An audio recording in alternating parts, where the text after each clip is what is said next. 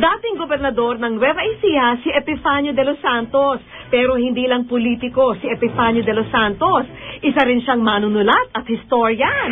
Katunayan, siya ang nagsalin sa Filipino ng Florante at Laura. Nagsulat din siya tungkol sa buhay ng mga bayaning sina Jose Rizal, Antonio Luna at Marcelo del Pilar at nagsilbi pang direktor ng National Library. Isa siyang Pilipino na may puso para sa bayan, sa kasaysayan ng bayan, ma-improve yung mabuo ang kasaysayan ng bayan. Kaya naman ang apo niyang si Carmen Suva talagang proud sa kanyang lolo Panyong. Siya ay historian, writer, tapos lawyer siya. Una-una. Tapos painter, poet, musician, lahat halos siya. Kaya bali siya naging idol ko eh.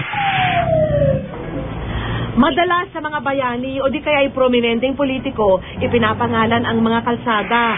Kaya naman ayon sa ilang eksperto, espesyal daw ang EDSA dahil ipinangalan ito sa isang alagad ng kasaysayan. Ang mga historian, palagi na lang silang tinitingnan na palaging nagsusulat ng kasaysayan, bihira silang masulatan ng kasaysayan.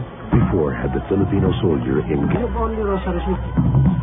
At tila nagsusunsi nga naman ang kasaysayan.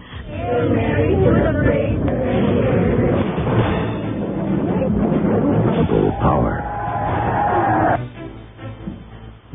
Ang kalsadang ipinangalan sa historian, kalaunay naging makasaysayan din. Ang kabanata ng pagbabalik ng demokrasya ng bansa nakatala sa bawat espasyo ng EDSA.